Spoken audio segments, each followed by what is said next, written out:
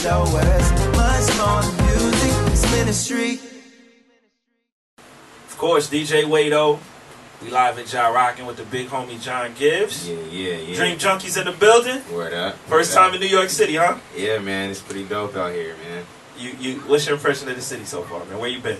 Queens. We went to Times Square last night. Okay, yeah, y'all was at Christ Tab. Yeah. You gotta go. You gotta do the Times Square. Yeah. So I like it. It's everything is packed on top of each other. Yeah, sure. very much so. It's not spread out like Cali, bro. Yeah, nah. So that's a culture shock, and like the fact that y'all so comfortable with it too. Like y'all. I don't know if people comfortable with it. But I think it's just y'all make what it it work. is. Yeah, you know what I'm saying? Like I was in a restaurant last night, like, yo, this lady is on my neck right now, you know, but it's all good though. But I like it though. I like the buildings. I like how it's all built. Like the architecture. Yeah, it's all dope, man. It's dope for pictures. I know a lot of artists, they come out here and they're inspired. Yeah. Just from the fast pace. Yeah. The fact that it's New York, you know, all these record labels is here, Yeah. and the history, you know, did you feel that way too? Yeah, man, it's crazy. Like we in spots that's like kind of just, you know, historic for hip hop. Yeah, you know what I'm saying. So yeah, I mean, and just the whole like hip hop starting here. You know what I'm saying? Sure. It's dope to be where it started at. You know. I don't know if we're gonna have time. I'm about to take you on my hood tour. I got this hood tour. That's what I'm trying to do. I take cats on, and then really.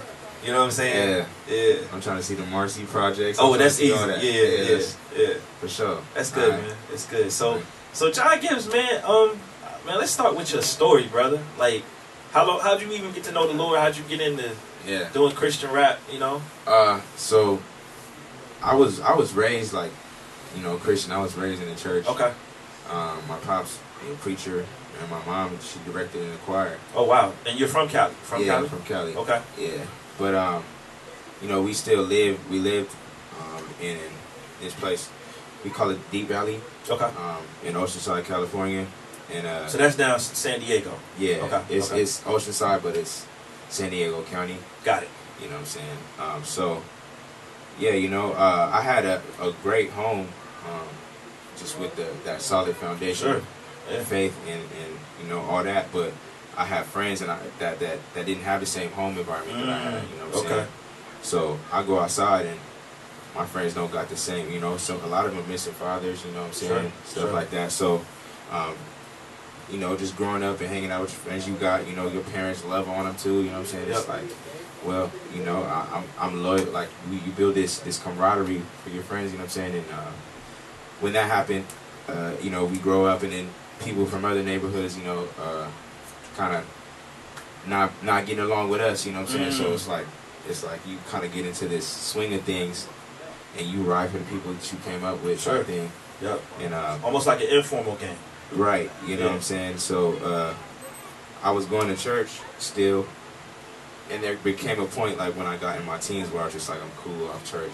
Sure. At this point, you know what I'm saying? And how did your parents feel about that though? It's one thing for your parents to be going to church. Yeah. When your father is the leader and your mom's directing the choir. Yeah, see, well, my pops, he got sick.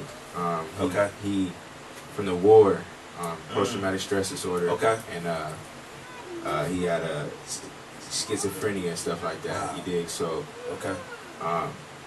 he went through some things in his life that tore kind of, you know, the devil really tried to have his way with my family. You know what I'm saying?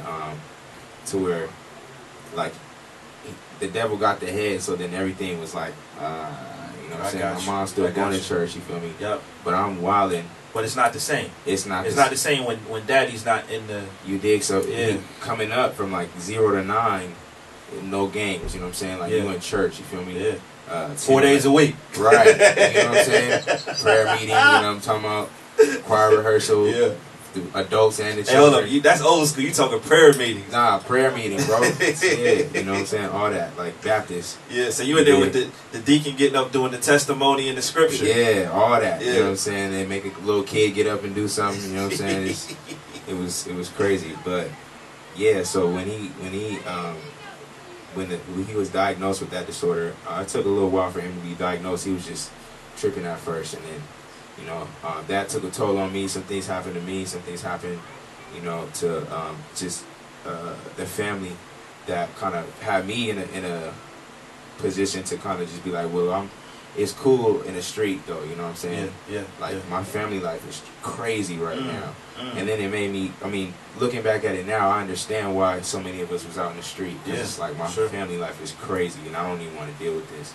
So I just kind of stopped coming to church a lot. You know, I would still come when my mom was like, you need to be there, you know what I'm saying? Yep.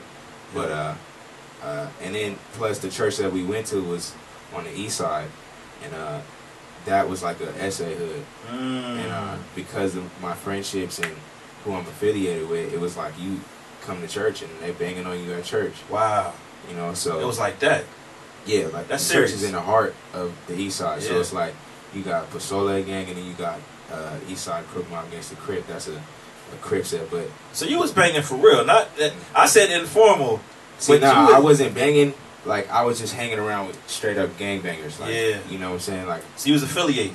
Yeah, like affiliated. Heavy, you know, just that's just who my friends were. Like my loved ones. So when I started, when I got older and they started realizing, oh, we just seen you with so and so over here in this conflict. Like, oh, okay, you know. I remember my homie Stephen, rest in peace. He came to church one Easter and he was walking and they seen him and they he had to fight this essay. Yeah. And then this is before church started. Wow. And we get in the church and then after church it's like 30 of them just outside the church, street. Ready. Yeah, you feel me? The deacons coming out like, nah, y'all can't do this. You know what I'm saying? Man. It's like, so it's like, and then they kind of, it's like, oh, you bringing all this to our youth, like you're supposed to be a leader. It's and now they look up to you, like, and I just felt all this pressure. So it's just like, I'm a cool off of this, and I started getting into trouble with the law more. And I ended up catching a case, man, and it was burglary, and I had got caught with some, like the burglary was a misdemeanor, but I got caught with some Oxycontin, which was like the pill form of heroin at that time. I didn't know that, but that took my whole case to the next level as far as like the consequence. She was selling it. No, I was doing stuff like that, but this time like I just had a bag of it in my pocket when I got caught for another situation. You know what I'm saying? And they found that and it was just like, oh, you got this, and they told me like the bare minimum for this is like 3 years. You know, mind you, this whole time like my family life is like my mom is fighting to keep me, you know, level-headed, but that's not working. My pops is, you know, going through what he's going through with his disorder, which now he's fully recovered. You know what I'm saying? Like the Lord has been gracious, you know, and it made it stronger. But I remember when I was sitting there in the county jail, I called my dad and I was like, yo, can you, I called my mom first and she was like, man, I'm so tired of you doing this. Like, I'm, you know, and she just, like, I'm not going down this road with you no more. So I called my pops, like, I'm not trying to stay in county jail, you know.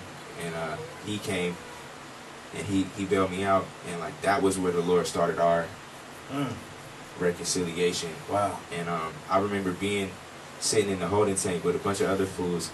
And I don't mean to call them fools, you know what I'm saying? But we got you. That's the Cali slang. Yeah. But I remember God like speaking to me. That was the first time I heard him in a minute. He was just like, look around you. And I was looking around and it was just like all of us in there hated authority, you know, and we didn't know why. So that right there was a life-altering time for me, in my own, like just having to learn being hard-headed and having to get smacked, you know, by the way things go in this world. To where after that, like, you know, I'm bailed out, so they're like, all right, well, in this meantime, you need to get a job so you can show the judge that you know what I'm saying, are doing things to be better. And that was right around the time that Believe started dating my sister. You know what I'm saying? So he's coming around and like trying to bring me to church and all that. Wow. And I'm like, all right, I go, you know what I'm saying? Like, I need to get, so he was kind of trying to be that big brother. Yeah, like, I know I'm tripping. Like, let me just go ahead and see what this is about. And, you know, they get more into dating. He's coming around and he tells me I could get a job where he's working at the time. Yeah. So I applied there, and that just took me off the street to where I didn't have as much idle time, you know what I'm saying, to just be bored and get into something stupid. And in that time, man, the Lord really started working on me. I was still, you know, smoking and drinking and stuff like that, but I just wasn't outside like I used to be. And then there was one night where I was trying to write music, but I couldn't. I was always making music, you know what I'm saying? And I opened up the Bible, like, I'm not finna read the Bible, but I think that this is gonna magically help me write a song right now, you know what I'm saying? Wow. And in that moment, God, like, audibly in my spirit was like, read me, you know, just spend some time with me. And it was like this invitation. And I took that invitation, and that night, like, I was in the Bible for like 8 hours, and I hate reading, you feel me? So I'm like, what's going on? Like, reading like crazy, like, wow, wow, wow, wow. And then I gave my life to the Lord right there, like, wow, like, this is real. I would start in Revelations, then I started going into some stuff. So you wanted to see how the story ended first? Yeah, it had me shook, like, yo, I'm going to hell for sure, you know what I'm saying? And I was like, this can't be it. Wow. You know what I'm saying? But then I learned that the fear of the Lord is the beginning of wisdom, you know what I'm saying? And from that point, man, I was just like, yo, I don't know how the homies is going to feel about this. I don't know how, you know what I'm saying? But I remember coming out of my room the next morning, and my mom, she didn't know what was going on in my room that night, but she was like, looks like a weight's been lifted off your shoulder. Wow. And that's when I was like, oh yeah, I gotta be saved, because my mom, you feel me? If she feels this way, then it's dope. So all that happened. That's my little bit of my testimony or whatever. And I was gonna quit music. I was just like, nah, I can't do none of that stuff I was doing anymore. So you were doing music during this whole time? Yeah, I was making music, like, you know, R&B. Like, I probably would have been Rastafarian had I not met Jesus Christ. On the Mwendo radio show.